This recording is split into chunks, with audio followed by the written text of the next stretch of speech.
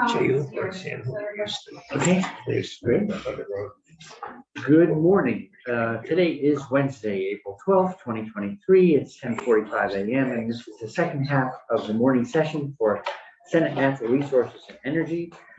We are resuming our work on Bill H158, an act relating to the beverage container redemption system, often called the bottle bill. So off we go. So this morning we are going to be coming back to this bill off and on for the next in the next 2 weeks. And today we're talking. We have another set of witnesses related to packaging, and we'll start with Susan Collins, president of the Container Recycling Institute. Ms. Collins, good morning. Thanks for joining us again this year.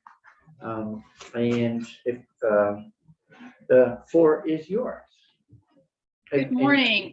I had understood that there was an issue with one of the other folks who was going to present today, Scott DeFife, that he had a serious time constraint and he was going to present first. Is that correct, or would I have no this is news to the committee, but we often have amicable relationships between all the witnesses. So if you and Mr. DeFife are willing to swap places, we could go to him first. Is that fine with you, Ms. Collins? I don't know if you have time constraints. I don't have time constraints. I'm very flexible. Okay, so Mr. DeFife, you would like to go first, correct? Thank you, Mr. Chairman. I had tried to email the committee. I'm at a conference and I'm about to give a speech in 30 minutes, so I need to. Okay. All right. I need to. Well, give appreciate it better you if I. hanging in there. And Okay. Let's jump right in. You'll be the first witness. Thank you very much, Mr. Chairman and members of the committee. I'm Scott DeFife. I'm the president of the Glass Packaging Institute. I'm happy to be with you again. I think this is the third year in a row that we've testified on the bottle bill expansion, one version or another, and representing the glass container manufacturing industry in North America and glass recyclers in North America. Our members make the bottles, right? All of all sorts and shapes and sizes and colors. And we are generally in support of the bottle bill and expansion of bottle bills because it gives us the cleanest stream, the most likely available recycled material to turn back into new bottles. Recycled content is a standard part of making bottles in North America, really all across the world. And the average recycled content has been hovering around 30% nationally. Some plants have more, some plants have less. It's completely dependent upon the availability of cullet in that region. And a majority, 60% of the clean glass material that the nation's bottle plants get comes from the 10 bottle bill states. Bottle bill glass has a positive market value.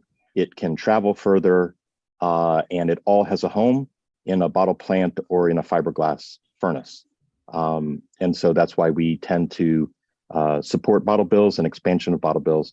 I am happy to say that we are prepared to support the bill as it was reported out of the House. There were amendments that were made in committee that we thought were favorable. There are still a few questions, as always there would be.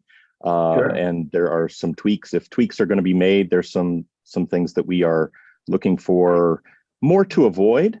We don't want any slippage back on wine bottles or things of that nature. I think that the bill struck a good balance after the debate in the House. I can go into some details about the glass industry in general, but really for your purposes, it comes down to, because this debate has been going on for a little bit of time, the expansion of the bottle bill. And we understand that there are intricacies related to the conversion to a PRO, which is something that we can support, that takes some time. And there's also always redemption issues, physical infrastructure issues that are at play. But from a glass perspective, I really want to leave the committee with zero doubts that bottle bill glass or glass that is in the bottle bill stream has many more potential end markets and a higher viability in a glass container bottle to bottle reuse than reuse and recycling than curbside single stream. It has been testified in the committee for the past couple of years that there is glass in the commingled single stream. We understand, I watched the hearings from last week. There was a little bit of a debate about yield and quality. And I can assure you that the MRFs in Vermont, while performing better than the national average MRF, are not so clean that they compete with bottle bill quality.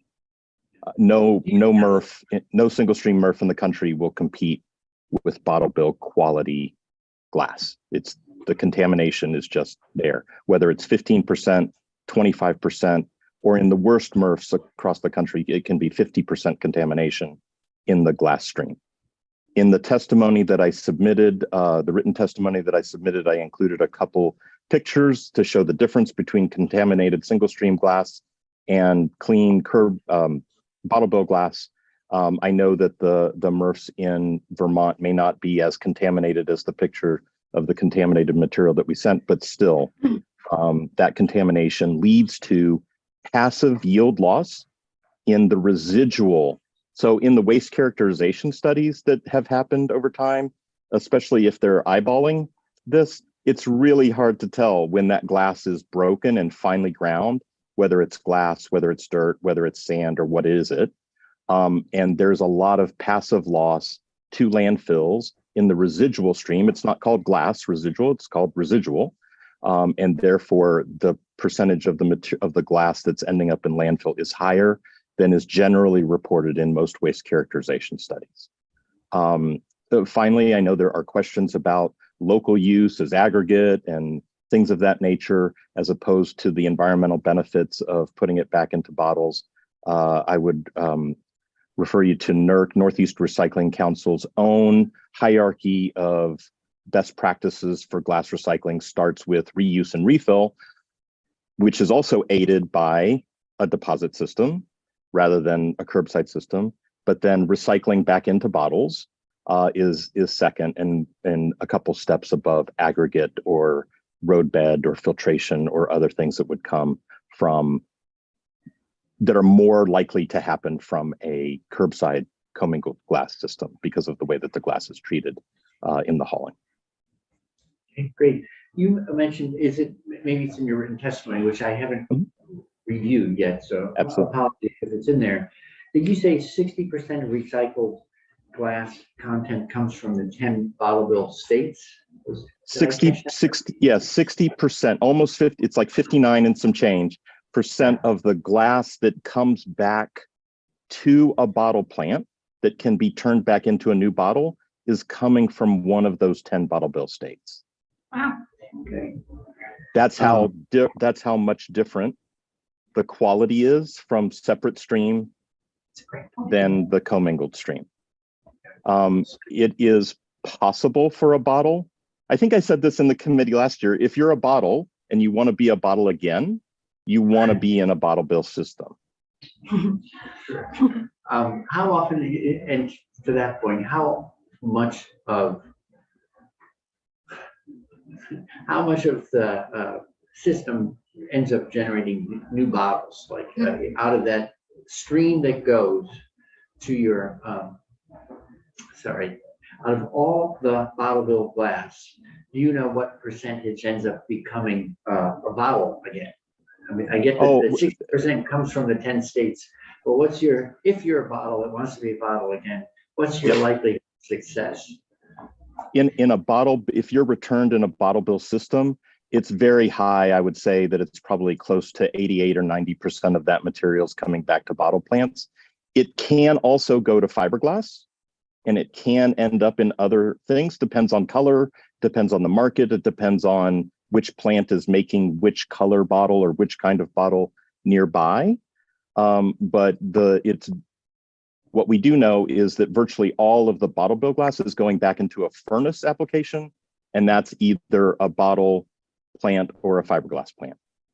Okay, great. Senator White. I had a question. If there was one state, so just with those percentages, is there one state with that 60% that is just is there just one outsized state, or is it really kind of equal distribution amongst the bottle bill states that are making that up? It's fairly equal distribution amongst the bottle bill states because they're geographically dispersed. You have a handful of states in the New England area, so Vermont, Maine, Massachusetts, Connecticut, and New York all have bottle bills. So that's covering a good portion of the Northeast. And it's why there's a lot of the glass processing capacity is tailored to cleaner streams, right? So you have really clean streams, and add in Ontario and Quebec, and there's bottle plants in Ontario and in Quebec as well. And it's a regional system. So glass doesn't travel around the world. Glass never went to China. Recycled glass doesn't go more than a couple states away. It stays within its 250-mile region largely, unless you put it on a rail car and it can go further, right? But it tends to stay there. And then Michigan and Iowa tend to feed the Midwestern plants to a large extent. And then California, Oregon, Hawaii, and British Columbia feed the West Coast plants. The areas of the country that suffer from having less recycled content to use are in the South and the South Central US. Senator Watson. Yeah, thank you. So I'm looking at your written testimony and the pictures that you referenced, where you have the single stream recycled glass, and then the sorted glass. Maybe I just want to, maybe I've answered my own question here. The second one, it's overwhelmingly green.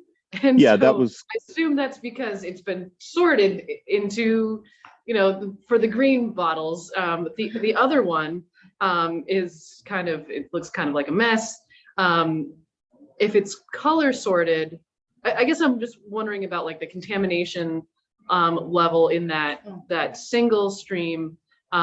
Is that it's looking very different because it's all the colors sort of mixed together, plus you've got these caps. I'm just wondering if you can comment on oh, sure.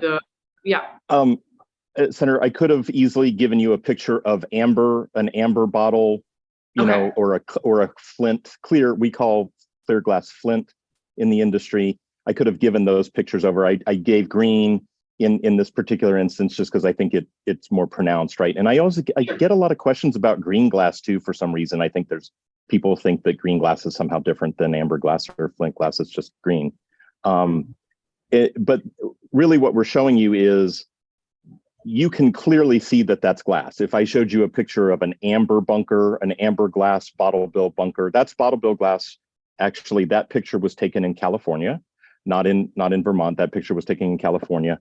The commingled Murph glass that you see in the other picture, that picture was taken in Maryland.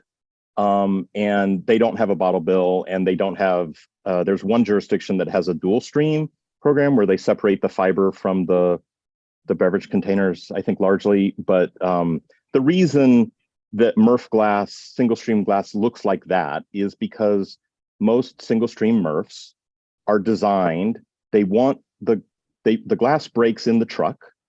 It's smashed together with everything else that's in the truck in the first place. And then it's purposely broken some more when it starts its journey at the Murph, because they treat the glass, they want to get it out of the conveyor belt top line because they don't want it going through all the other sorting machines. They send it down through a screen, and it's treated as negative sort, right? So positive sort is things I want to see on top that I go pick off with robot arms and air blowers and all the different machines that happen at these Murphs are fantastic and the technology is wonderful.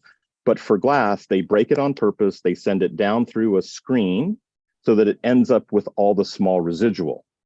In the glass pile, you will find the small plastic straws, the caps, the shredded paper, anything, the Barbie doll legs, anything that doesn't belong in the recycling bin in the first place is likely to end up in the glass pile if it's small, right?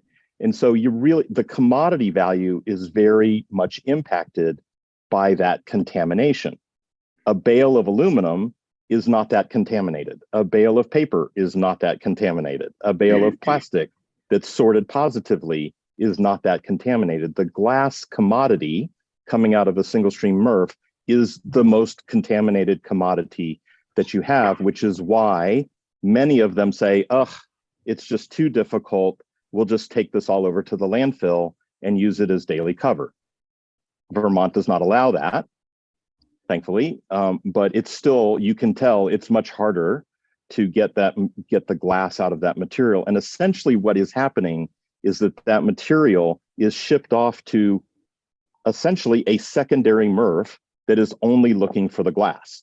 And its machines are calibrated to find the small pieces of glass that are in that pile and take that pile out. And then that is left with true landfill residual material. So it's dirty, it's sorted, and the glass is heavier and tends to fall down first, and then get covered by everything else. Thank you. That is very helpful. One quick question. And so I talk to people who are, I think, environmentally oriented, and they want to do all the right things.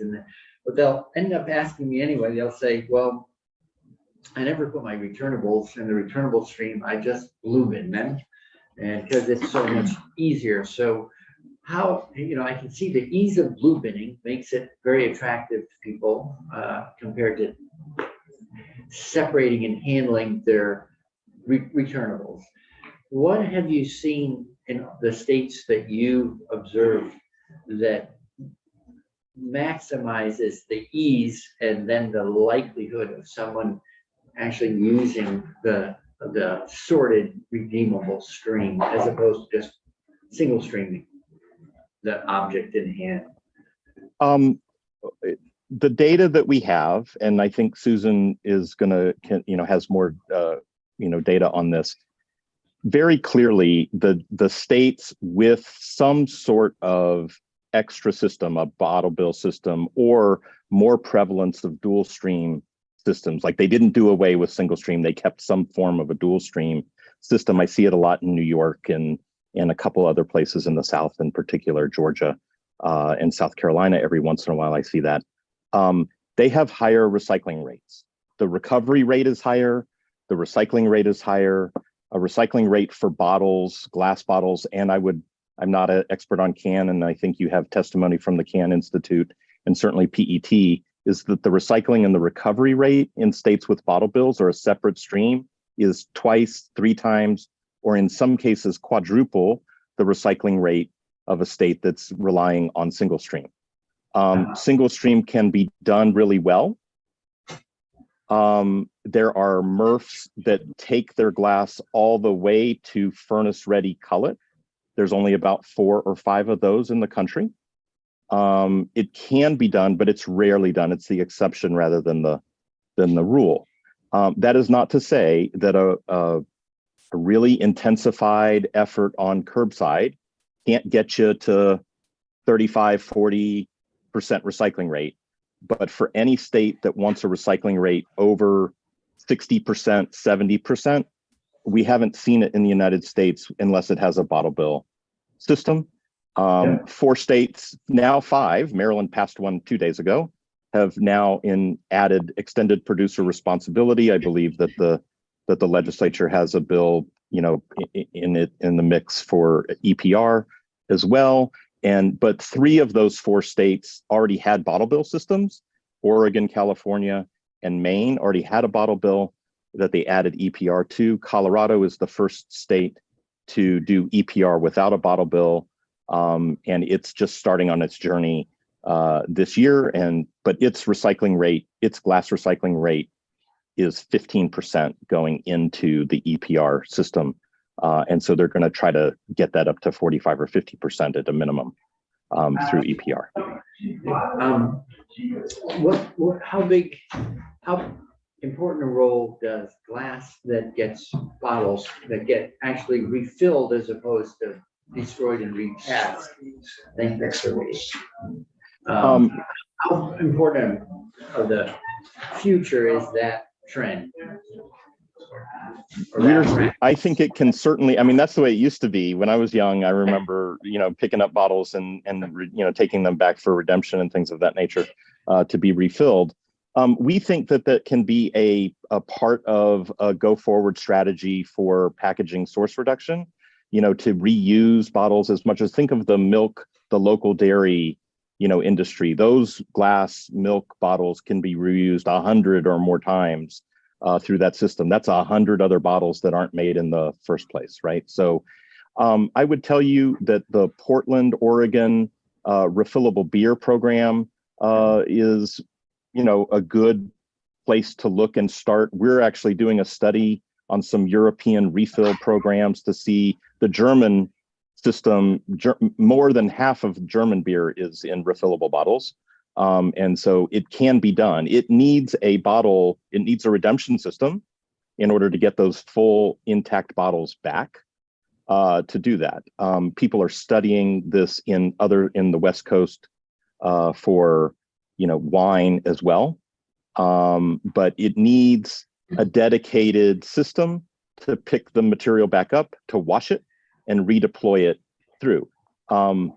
Best case, I think some regional craft beverage producers could, work together in a cycle. You need a couple million bottles to make it worth making that run of bottles, and you need everybody to agree on a standard bottle.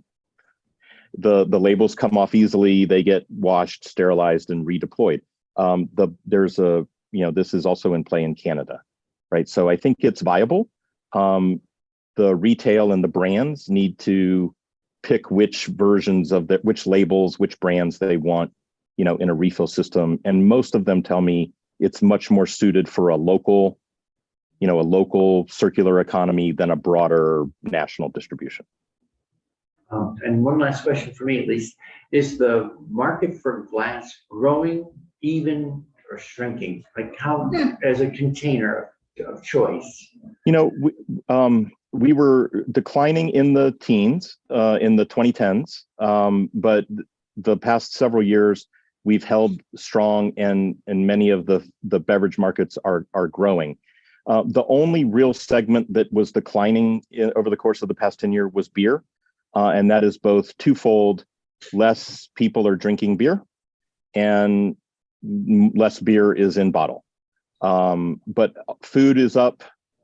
Spirits is up, wine is up, food skyrocketed during the pandemic.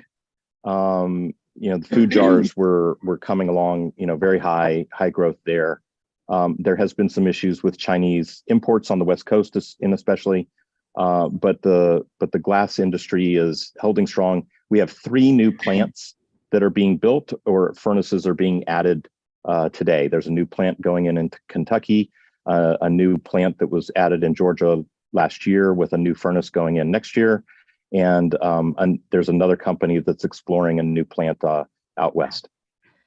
Okay, great. Any other community questions for Mr. Fife? All right. Well, thanks so much for joining us. Good to see you again. Thanks for the new information. I look forward to seeing your report, and I can tell you're going to knock it out of the park at your speech. Thank you very much, Mr. Chairman. I appreciate the convenience and the ability to flip the schedule around. Thank you so much. Thank you. With that, we'll go back to Ms. Collins. Thanks for shuffling up the order to help out Mr. Fife. Thank you, Mr. Chair. Happy to do it. So I need to share my screen, and I need to have that enabled. Okay, I think it's happening as we speak. Perfect. Then I'll just introduce myself really quickly. I'm Susan Collins. I'm the president of the Container Recycling Institute. We're a nonprofit that works on beverage container recycling and other packaging recycling programs nationally. And I'm coming to you today from California, which is where we're based.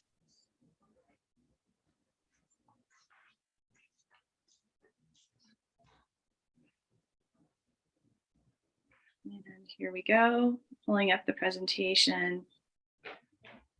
And I will select the right view for it now.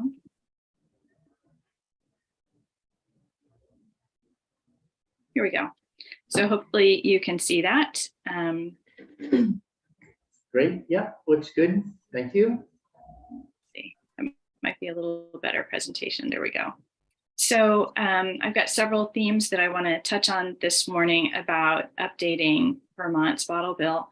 In general, the benefits of deposit systems, as you well know, are that they produce high recycling rates, they produce clean recycled materials for manufacturing, they create jobs and new businesses, they shift the end-of-life costs for beverage containers to producers, they reduce litter, as you well know, conserve energy and natural resources, and we calculated the greenhouse gas emissions that would be saved if Vermont expands its bottle bill, and it's equivalent to taking 1,780 cars off the road.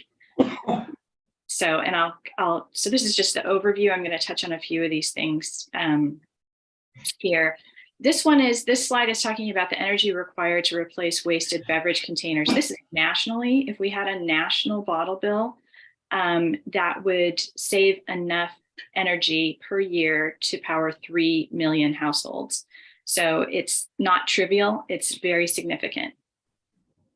And what's been happening in the last couple of decades is that plastic water bottles are the primary source of beverage sales increases. This is the one beverage type that hardly existed back in 1996. In 1996, nationally, we only consumed 3 billion plastic water bottles per year. And in 2021, that number was more than 86 billion nationally. This is an incredible growth curve. It's about, a 30-fold increase over that time period from 1996 to 2021.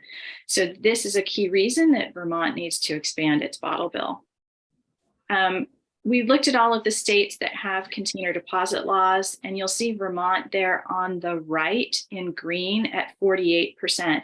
So of all of the beverages that are sold in the state of Vermont, only 48% of them are covered in the current bottle bill. So Vermont sort of has half of a bottle bill. Half of the containers are in and half are out. So that's a need for expansion to get those other containers covered. I know where we would, under the terms of the bill, do you know what 48% grows to?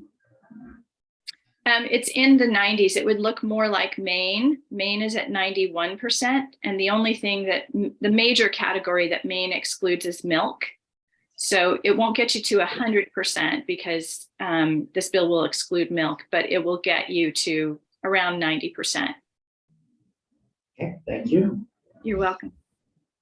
So this is why we want to get all of the containers, ultimately have a national bottle bill and get all of the containers into a national bottle bill, is because the recycling rate can be 3 times as high with a bottle bill. The deposit containers that exist in the United States are recycled at an average rate of 65% right now, while non-deposit containers are recycled at a rate of only 24% nationally.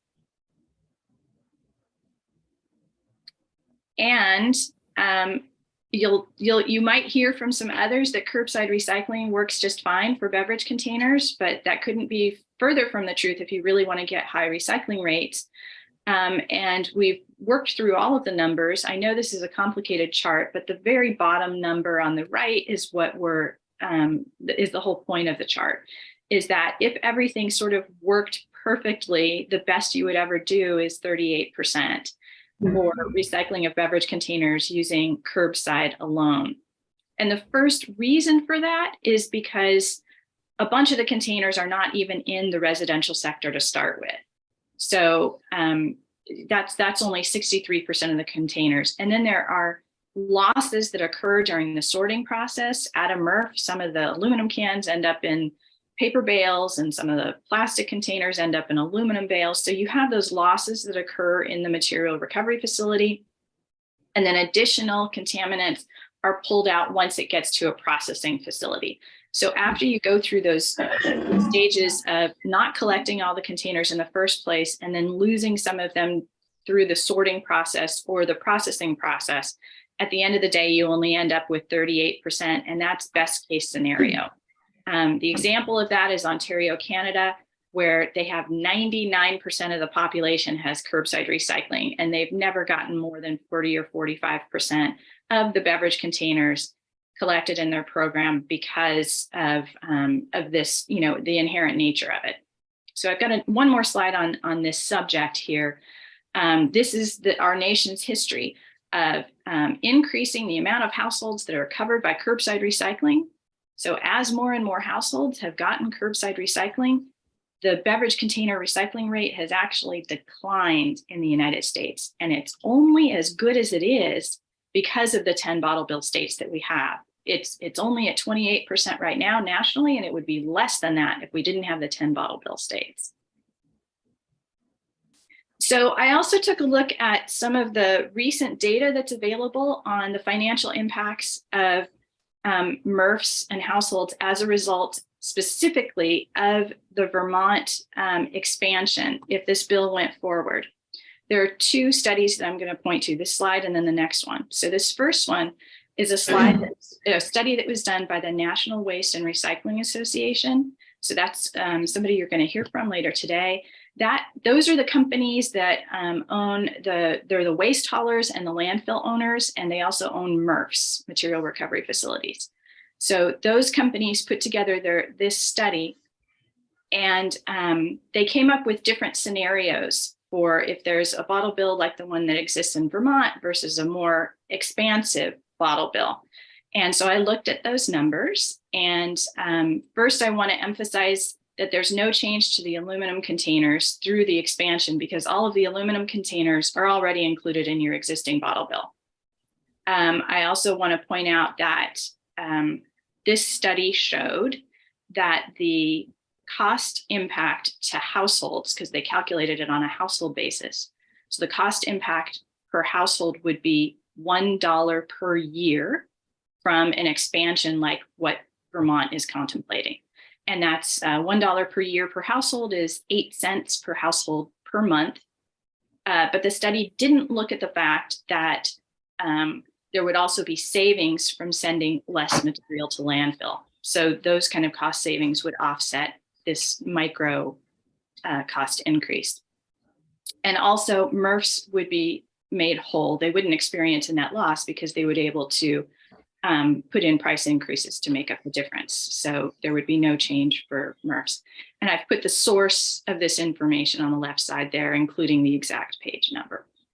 So the other study was the testimony that Chittenden Solid Waste District turned in last year. And just to summarize it, it's basically a cost impact of $0 per household per year. Chittenden indicates that they would have less tonnage, and they would have less tipping fee revenue because of the less tonnage. And they would make up that revenue by charging a little bit more per ton. So those two things net out. So the amount of money that they'd be receiving from their customers would be the same. And that's the way they did it. There's no price gouging involved. They just said, okay, we're going to get less money from tipping fee revenue due to the loss in tons. So we'll increase the price per ton a little bit, and it washes out. And that's exactly the calculation that they put in their letter last year. So the net financial impact would be essentially zero for both the customers and the MRF. Now I'm going to talk about what other, yes? Question on that last slide. Yes. So if they increase their tipping fees $3 to $8 per ton, I'll back up one step. So the loss in tonnage, is that primarily because more glass is diverted and glass is heavy, so they're just receiving less tonnage? Yes. Okay, and then with less tonnage, but I don't know, their operating costs might be relatively the same, so they're going to have a higher cost per unit of what they handle, and that's why we see a bump in the tipping fee? Yes. Okay. And the 3 to 8 per ton and the tipping fee, why, I thought I heard you say it's a wash, but wouldn't they recover, wouldn't the handlers, the waste haulers that are tipping, incorporate that increased cost per ton into their pricing to customers? The haulers would be dropping off fewer tons, which would be a cost savings to them, but they'll be paying more per ton, which is a cost increase to them. And Chittenden worked this out so that their projected per ton cost increase is exactly a wash. I see. Okay, thank you. Yes, of course. So moving on to what other places around the world have done, there has been incredible growth in container deposit laws worldwide. A lot of this has come from the increased attention on the amount of plastic that goes into the ocean. So they've passed a lot of plastic laws in Europe, for instance. In Europe, they want to get a 90% return rate for all of their bottles. And they're getting ready to mandate that every country in the EU have a container deposit law, because that's how you can get to that 90% rate.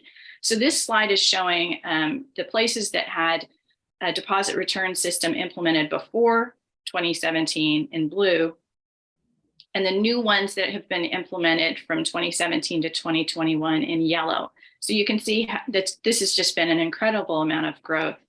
And when we update this slide, it will show even more countries, because more have been passed, more laws have been passed in the last couple of years. So on this next slide, I'm showing now the population that's been covered by these programs. And since 2017, the population covered by deposit programs has more than doubled. We're heading toward covering 1 billion people, probably by 2030, with the new laws that are being contemplated around the world. So also addressing the question of wine and spirits, obviously Vermont already includes spirits in the beverage container law, but wine is a popular item to cover in container deposit law. So we've listed here the 28 programs around the world that do have wine in their system as well. Also, there's been a lot of growth in the last couple of years in the United States. Just last year, we saw expansion in California and Oregon, and looking to the north in Quebec. In 2021, expansion passed in Connecticut. And in many of these places, they also modernized their programs by adding new convenience standards, adding new funding for more convenience. California added funding for refillables. There's a deposit increase in both Quebec and Connecticut to 10 cents. So those are some of the themes in these various laws that have passed. And you'll have all of these slides, so you'll have plenty of time to read the details on this afterwards. I have a quick question on that one. NIPS, this was a bone of contention before. How do states decide whether or not to include those very small bottles? There are just 2 states that have decided to do that. Maine passed a special law a few years ago to cover NIPS because they were being inundated with litter from the NIPS. California, when they expanded into wine and distilled spirits, they did not set a lower size limit. So NIPS were included by default. So that'll kick in this coming January. Another state, Connecticut, addressed NIPS in a different way. They established a 5-cent fee per NIP, and that fee is being distributed by proportionally to all of the cities and towns in Connecticut to give them funding for litter collection of those NIPS. So just 3 states have addressed NIPS so far. Or I take it back. I think Iowa includes them by default as well. Okay, thank you. Yes. I'm going to skip over this last slide because it would be a repeat of what was just discussed with Mr. DeVive. But I do have some differences between deposit PET and curbside PET. So PET is the kind of plastic that's used for soda bottles and water bottles. And there are processing facilities for that material nearby. There's a couple of processing facilities in New York, including Albany and Staten Island. Whereas curbside PET is going more distant places to other states. The pricing, the base pricing that is given for deposit material is usually, well, the curbside material is worth 40% less. It's worth quite a bit less because it has more inherent contamination in it, and the material is therefore less valuable and costs more money to process. The production rates, that means how much actual saleable product you can get out of a bale of PET. It's an 85% production rate for deposit PET, but it's only a 66% production rate for curbside PET. And those data come from the PET processors themselves. Deposit PET has minimal cost to clean out the contamination, whereas the curbside PET costs more money to clean up. And then the way that the material gets used is typically different as well. Most of the deposit PET is used to make new food and beverage bottles because it is food grade quality to start with. It doesn't have any additives in it. There are no additives in the food bottles, and you don't want additives in your plastic to make into new food bottles again. So moving on, this is just a repeat of the production rate by source, 88% versus 68%. This is again from the plastic producers themselves. And this slide is to emphasize the fact that there are now laws in 4 states that require beverage producers to put recycled content in their beverage bottles, because over time, they've only ever managed to put a maximum of 11% recycled content in their beverage bottles. So that means, you know, it's been about 90% virgin material going into beverage bottles. And now we have a few states that are requiring 15% or 25%, even up to 50% recycled content in beverage bottles. So this clean material from deposit states is going to be very, very important to the beverage makers. I'm almost wrapping up here. I want to just end with, you know, emphasizing the litter issue, because no other type of program addresses litter prevention the way a deposit program does. Keep America Beautiful did a study and found there was a 2-to-1 difference in deposit states versus non-deposit states. There's far less beverage container litter if there's a deposit on your beverage containers. And my closing slide has information if you, our contact information, if you want more information. I'm happy to answer any questions. Thank you so much. Great. Thanks as before for a really informative presentation. I'm guessing we already have that on our committee page. Yeah, so we have it on our website for people interested, or for us to look at in more detail, since it's pretty data rich. That's great. Any committee questions, Ms. Collins? All right, so thank you again, and good to see you. Thank you so much. Bye-bye. Bye-bye. With that, we'll go to Mike Smahala of the Can Manufacturers Institute. He's not here. Oh, he's not here. So we're going to move on then to Bree Deatley. Bree? Good morning, Mr. Chairman. Good to see you again. Thank you.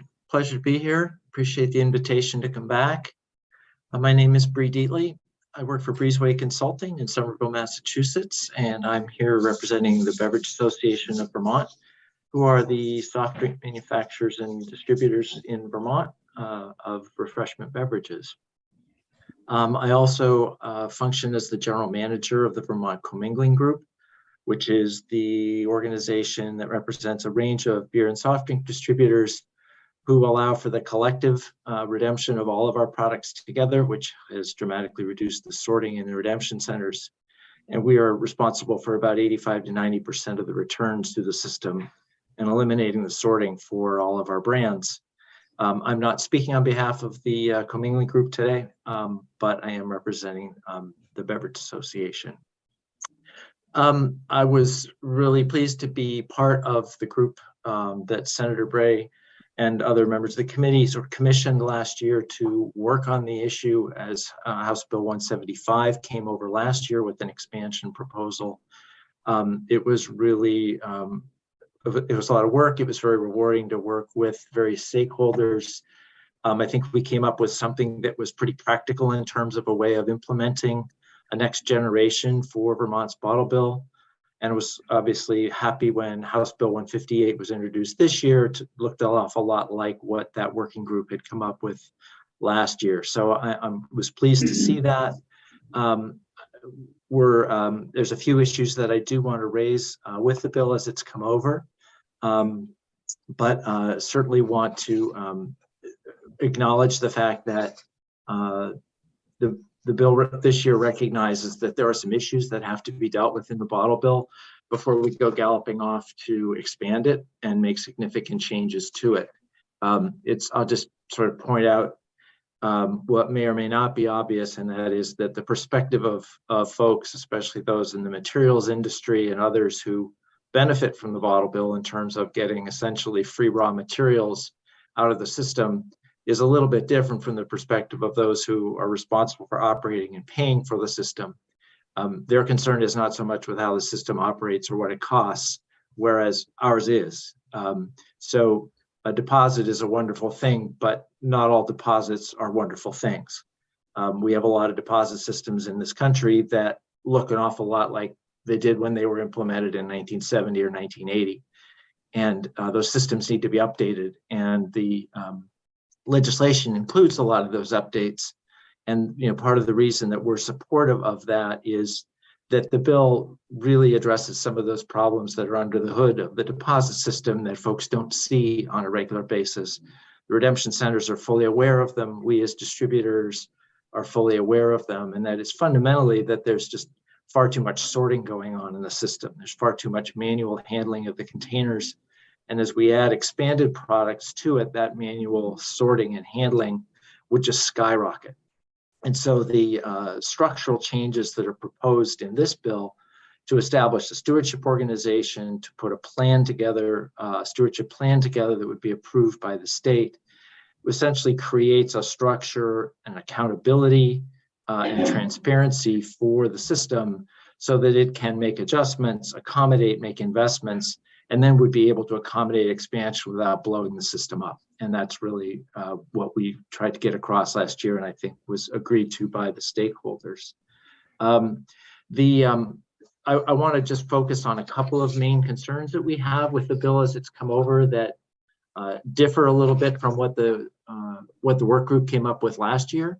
And those address two issues. One is the unclaimed deposits and how the unclaimed deposits are handled. And the other is the issue of the triggering of an increase in the deposit to 10 cents.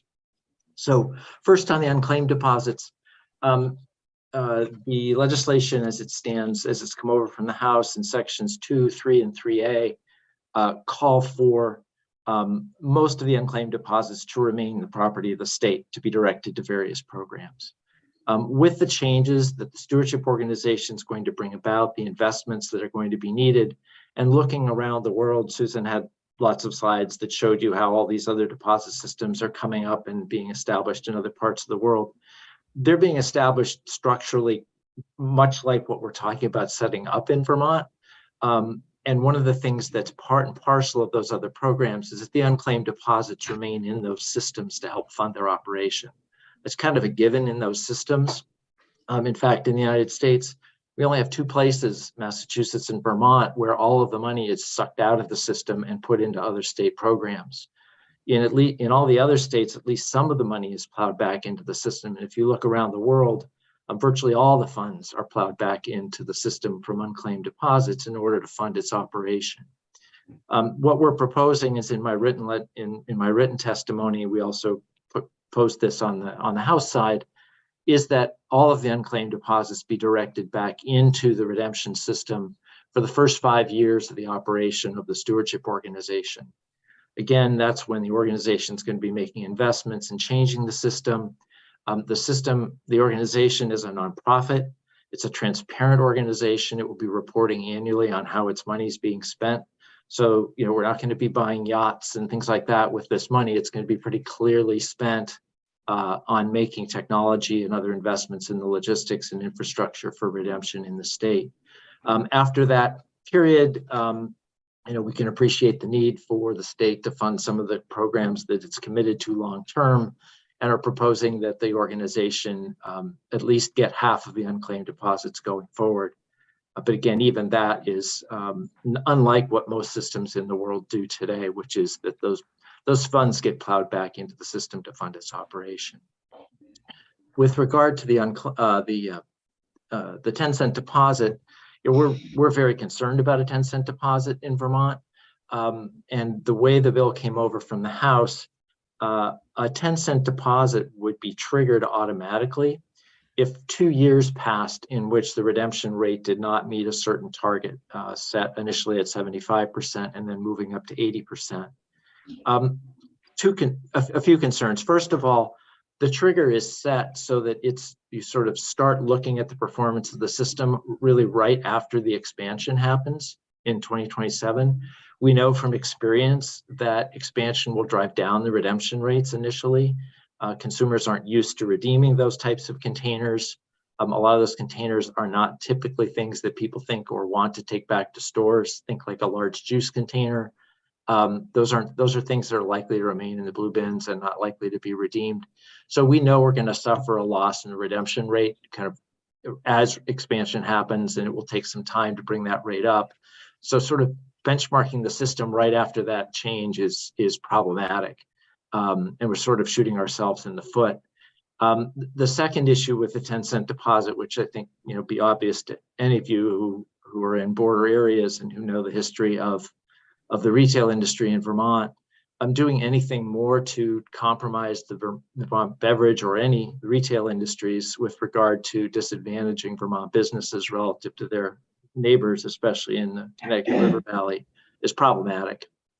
Doubling the deposit is going to do nothing but drive even more people to White River Junction to do their grocery shopping, and then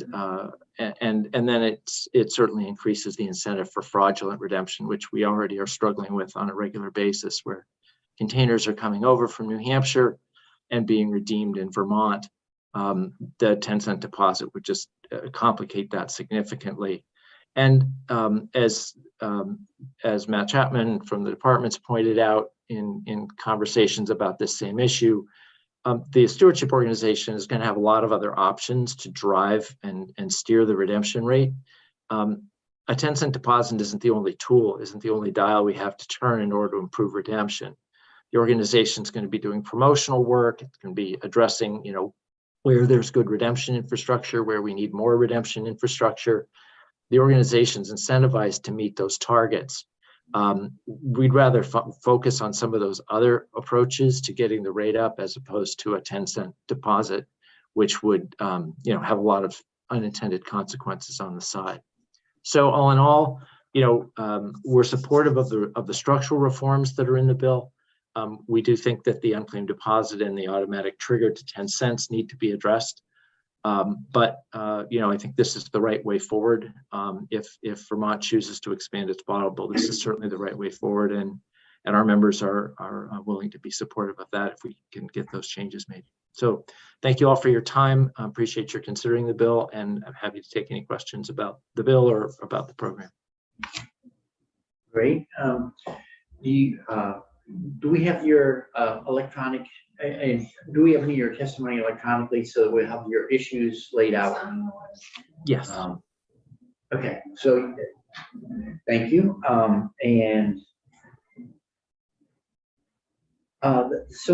One of the things when we were all working together last spring in this, it was the logistics of handling an increased bottle, the stream of materials that was going to grow 2 or 3-fold was a big concern. Pretty much all the way around the system, it seemed. Right. Can you talk a little bit about the role of the PRO in terms of addressing those logistical concerns? I think we looked at things like automation and using the barcodes to improve things, and machinery to crush and sort and all the rest. So it was less handling. Can you talk about what you're anticipating happening and whether or not that looks to you like it will create relief for the redeemers of bottles who are not surprisingly concerned? Yeah, it's entirely right. The Vermont and Maine, but really Vermont is the least automated of any redemption system in the country. Virtually all of the bottles in Vermont are handled by hand, or touched by hand at least once in the redemption process, taken in by the redemption centers and handled and manually sorted into bins. By commingling back in 2008, beginning commingling in 2008, we dramatically reduced the amount of sorting, but everything is still sorted by hand. And that makes Vermont's system expensive. It makes it complicated. And when you add the expanded items, some of them are going to be in our commingling group and under our commingling distributors, but many, many more are not going to be under our commingling group and are going to have to be sorted individually by distributors. And that means that at the redemption center, where now you might have 100 bins that are sitting out in the back of the redemption center, where they have to sort by a brand. So it becomes, a Cumberland Farms PET bottle, as opposed to, another brand's individual PET bottle. So when you expand, you're adding literally hundreds more sorts. If you go to a redemption center in Maine, we're talking upwards of 600 or 700 individual sorts. So every single redemption center in Vermont would literally have to double, triple, quadruple the floor space that they have where they're sorting just to accommodate the bins. That's untenable. And nobody wants to go where Maine is going. Their environment committee just passed a 6-cent handling fee for their redemption centers in order to compensate for that. That's absurd. I mean, it's beyond ridiculous in terms of the of making the wrong decision and going in the wrong direction. And the technology that's out there and that a lot of other jurisdictions have invested in essentially reduce the burden of sorting at the point of redemption, so that either the material comes to the redemption center in an unsorted fashion and then is transported somewhere else and is sorted, and the consumer gets their credit for the redemption at a later time. So these are like drop-off programs where you bring in a bag of mixed redeemables. You turn them in, they go through the wall, they get transported to a facility that has the capability of reading the barcodes and looking at those containers. And then you have an account and your refunds just show up in your online account. That currently accounts for about 80% of the redemptions in the state of Oregon, which is the most technologically advanced program that we have in the US. And that's pretty common in other jurisdictions as well. But you don't need to go even that far. You can have high volume redemption centers where you walk in and instead of handing the bag to somebody where they manually start throwing the bottles and cans around, it goes into a bin. It's mechanically, it's scanned at that time, and then you receive a redemption amount or refund amount based on what the machine has read.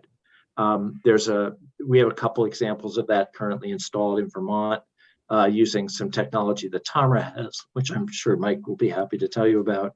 But there are lots of technological options to eliminate this sort of notion that you have to physically pick up and look at and decide where to put each individual can and bottle, which especially becomes problematic when you expand the law. And that is really the root cause of the concern of both the distributors and the redemption centers over expansion without making these investments in technology and logistics in terms of moving these containers around more efficiently. This is a big change to the system. And given that Vermont is the least sort of technologically invested system, it would be a real jolt to the system. And that's why, we were so concerned in these conversations. Sure. Well, and so one of the logistical questions, we're going to hear from Tama next, but are you feeling the frequency of pickups was a big concern for redemption centers last year because they literally ran out of space. And are you satisfied that the development program that the bill lays out will successfully or adequately address the pickup part of the logistical challenge here. Yeah, I think it's hard to know at this juncture, Mr. Chairman, how the system will fall out, how much of that technology will be done, how much of a lot of the quote pickups will be pickups of sort of different than they're picked up today. You know, today what they're picking up are separated bags that are being that have already been separated and tagged and marked for to be attributed to different distributors.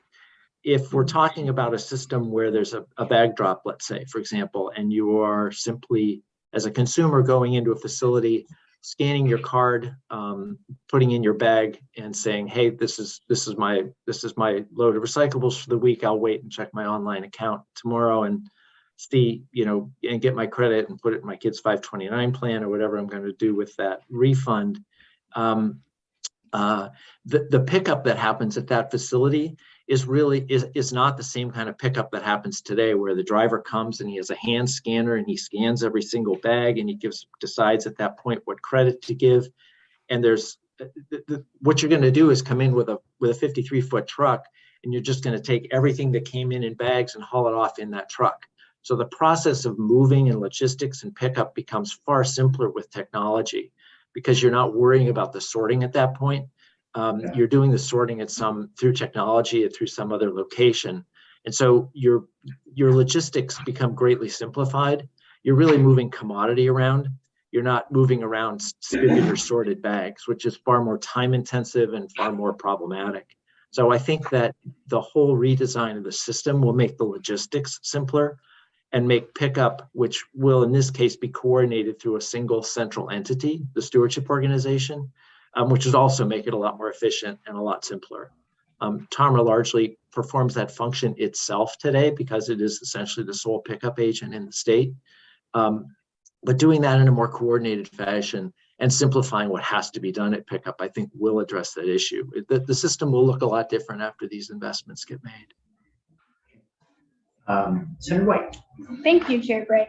Bree, thank you so much for taking the time to be here today with us. And I'm just reading through your notes or your testimony that you submitted online. And I did want to thank you because it seems like you've come a long way on this bill, or the organization has come a long way on some of the suggested changes. So I'm just wondering, I'm not seeing any particular legislative changes other than what you outlined in section 2, 3, and 3A. I just wanted to check in and see if you're still generally opposed, if that's correct, and if you have other suggestions that would bring you to a place of support for the bill. We do have some other more detailed comments which we can share. I think our position all along has been that the association does not support expansion per se. That's not where our members are. If expansion happens, we think that these reforms are essential. So if these reforms are in place, this is something, then we can support this if the reforms are in place, if the system's designed properly. And if we get these, accommodations in terms of having access to the unclaimed deposits, especially, and the 10-cent refund issue, making the investments that we're going to be called upon to make, especially in a small state like Vermont, where the scale economies are not great. It's a big burden, and we've already spent a significant amount of money implementing and operating the cooling system. And so, we just want to make sure that we can be made as whole as possible in the process here. So, again, we're not supporting expansion, but if expansion is going to happen, this is the way we'd like to see it happen. Thank you. I appreciate that. And I would just say I'm very supportive of expansion of the bottle bill. And I think the previous testimony we heard lends itself to that, but I am very appreciative that you're taking the time to review it, even though you come from a place of not being ecstatic with the direction we're moving. I think sometimes when we have witnesses who disagree, and that's kind of the end point, we end up not being able to collaborate as we move forward in a different direction. So I appreciate that you're willing to still engage in the conversation, even though you have disagreement as an organization. Yeah, So and thank you. yes, and thank you, Senator. We certainly want to remain engaged. I mean, that's, we're a big part of the system. Like I said, we make it work. So, all those folks who are on the receiving end and are all excited about it, we're the ones that have to write the checks and make it work. So, we need to stay involved and engaged in the process. Thank you. All right, so thank you again for your testimony. And with that, we'll go to Michael Morrell Thank you all. from Tara. Hello there, Chairman. Good morning. How are you? Good to see you again. So we're checking in. We're coming to the end of the hour. I just we want to get your feedback on this year's version of the bill, and then you heard my question to Bree about the pickups, which I think was a bit of a bugaboo for everyone last year. So if we could talk about that just a moment too, that would be helpful. Absolutely. I'm happy to touch on that. Is it okay if I share my screen? Sure, just a moment. Attempting to do it now. Just while we get this set up, I'll introduce myself, everybody, for those who I haven't met yet. My name is Mike Noel. I'm a Director of Public Affairs at TAMRA. We provide much of the technology and the services that power the back end of Vermont's bottle deposit system and much of the systems in the Northeast, the US, and around the world as well. Thank you for the invite to speak again. I think it's probably the third year I've been here at least. And what I've prepared for you is a little bit of an analysis of what separates the high performing deposit systems around the world from those who are not doing so well recycling wise, and how H158 would stack up against that. And yes, I'm happy to touch on implementation and some common questions that come up as I've had some conversations with our operational team on how this would all work. So for those who are new to TAMRA, we have 5 decades of experience in deposit refund systems.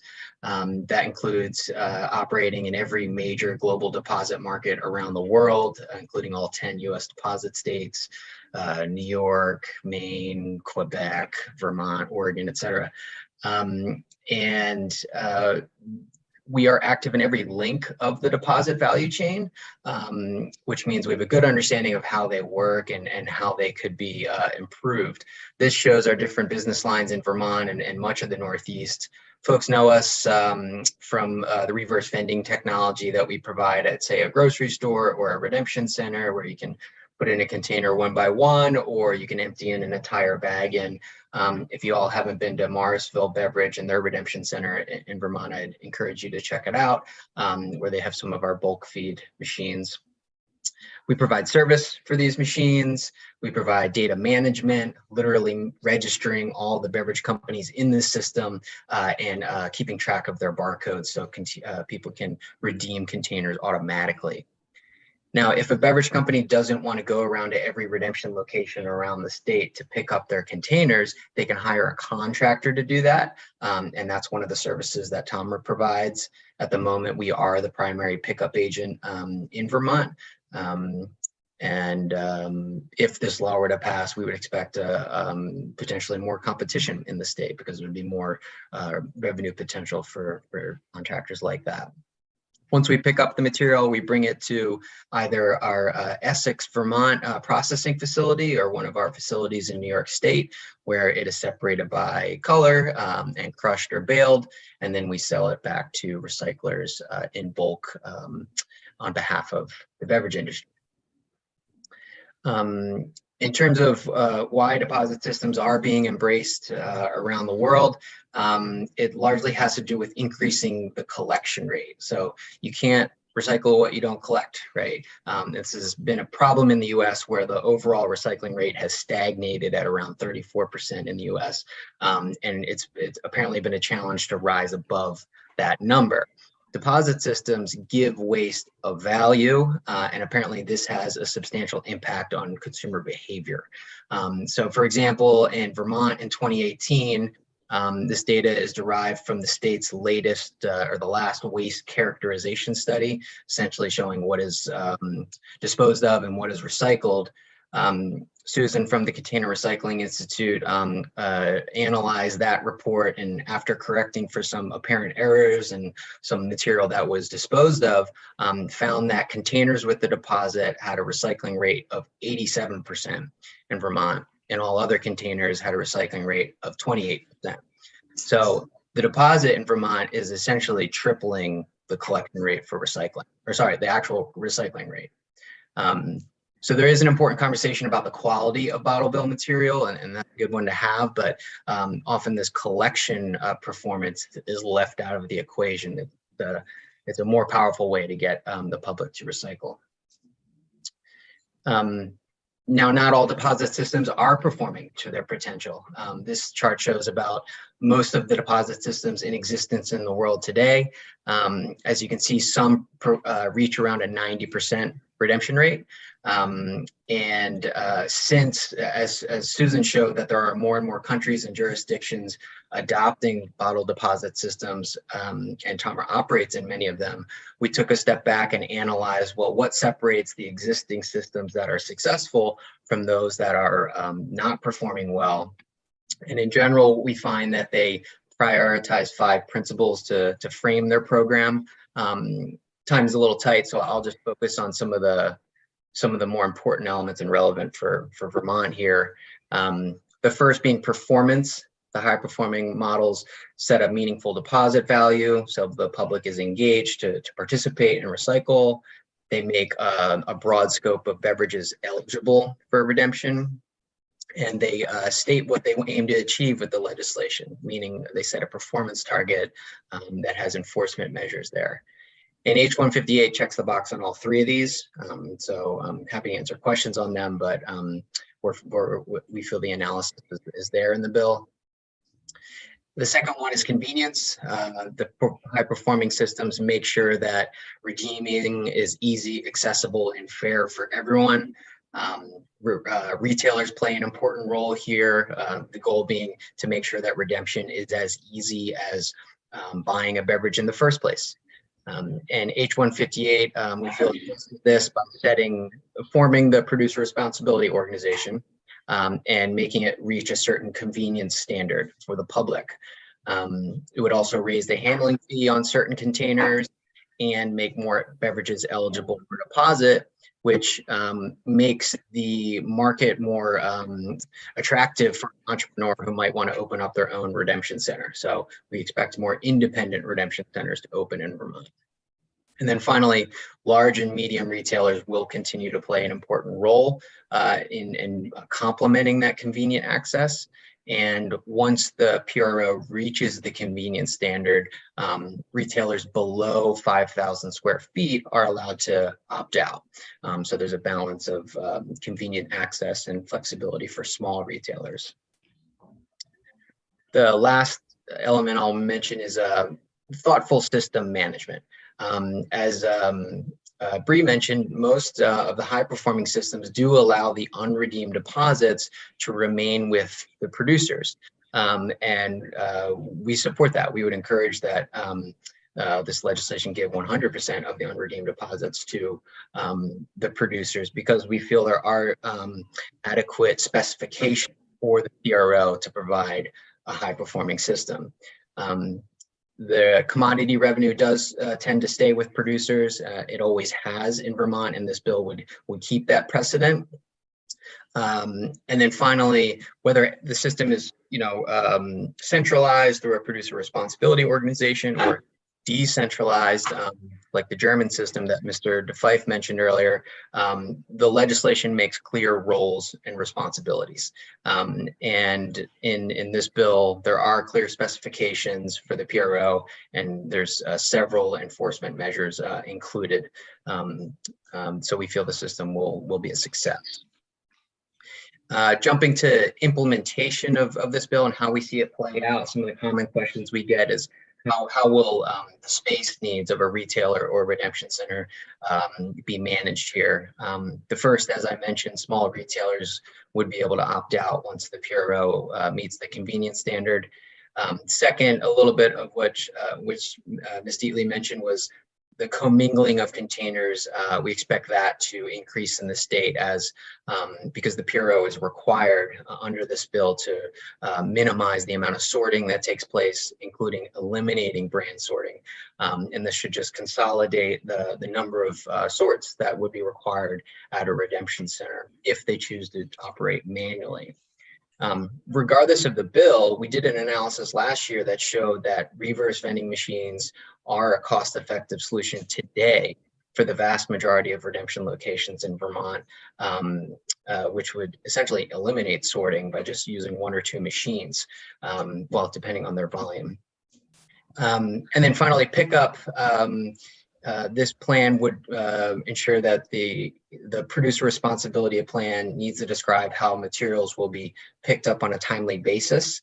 And if a beverage company doesn't participate in an approved PRO, then they can't sell in the state. So it's a pretty strong enforcement mechanism there. And we expect that to play out with conversations between, DEC as well as the, or DEP and the PRO, as well as their preferred pickup provider, whether that's 1, 2, or 3 companies. Personally, at TOMRA, we've had conversations about what would need to be required to meet the volume expectation here. We expect the volume to close to double or around double in Vermont upon expansion, and that would require scaling up a bit. We would not need any new processing facilities, which is, would be, would delay the program, but it's not the level of volume we're talking about here. There's more than enough time in the bill to scale up to reach that level. I think the expansion takes place in 2027. We could do that by 2025 easy. With that, I'm happy to answer any questions you have. Okay, great. We do have a question. Senator Watson. Oh, thank you. Real quick, an assumption that I've always made about reverse vending machines is that they take a cut of the dollars owed to the person. Is that true, or is that, apocryphal? No, it's not true. In Vermont and all U.S. deposit states, the consumer gets 100% of their deposit back. So you pay 5 cents when you buy it, and you get 5 cents back. And the redemption center, now it's different in terms of the provider of redemption. So let's say the redemption center or the retailer.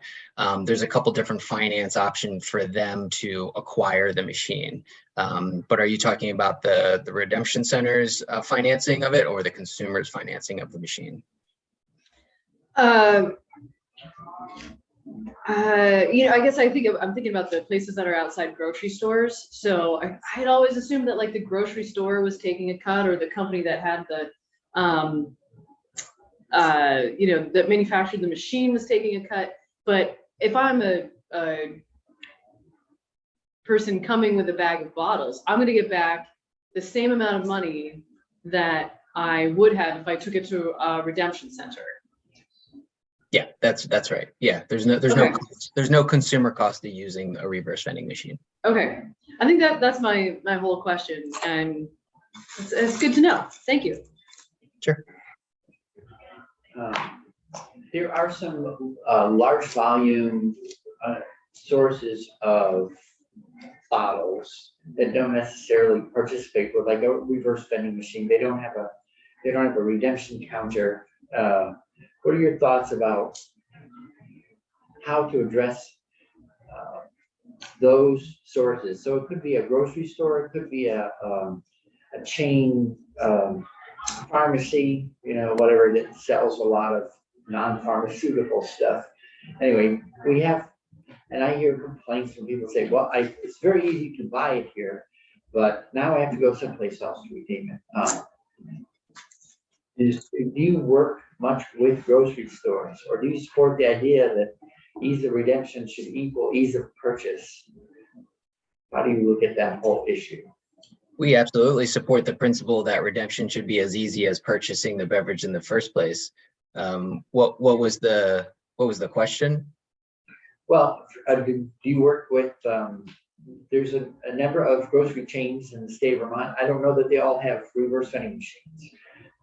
Is that a store by store decision or a chain by chain decision? Do you work with, I'm not going to name names, but we have a few big chains of grocery stores. I don't see reverse vending machines at all now. Sure. Yeah. So there's a number of reverse vending machines throughout the state, some bulk machines at redemption centers, which do higher volume. And there's a number of grocery stores in the state that do utilize reverse vending machines. It's typically done on it can be done on a store level, but it's usually done by business level. And by that, I mean like an independent grocery store may choose to buy their own machine, whereas a chain grocer may choose to go with one option. But it's not uniform across the board. For example, Stop and Shop in Connecticut, they've hundreds of stores, and they split between providing Timer reverse vending machines and Vipco reverse vending machines. So it's really up to a lot of discretion is given to the store manager because they're kind of in charge of the experience for their local consumers. Okay, all right. Any other questions for Mr. Noah? Senator McDowell. So in Maine, are stores that sell product required to redeem them? Yes and no. There's a retailer obligation to take back, but there are exemptions for stores if they set up an agreement with the nearest redemption center. Technically, it's encouraged to be within 10 road miles, but they have there's an additional clause there that says or the nearest redemption center. So essentially, the store is required to make an arrangement with the nearest redemption center for that redemption center to take back that store's products.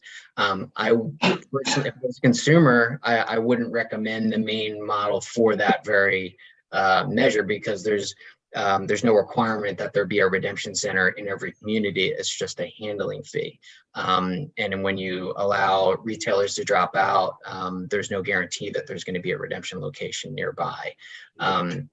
But that's how it works currently in Maine. And I should mention that Maine is likely to redesign their system this year. I just testified there 2 weeks ago.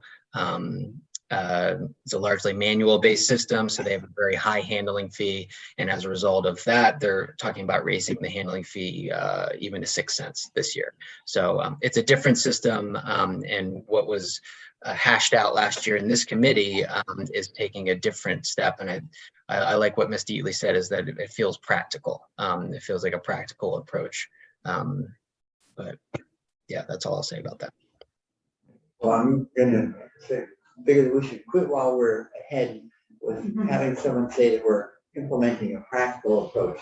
We don't always hear that on every bill. So thanks so much for coming back. Good to see you. Thanks for your testimony this morning. Mr. Dubuque, I'm sorry that our schedule ran a little long, and we will reach out and reschedule with you. We'll be coming back to this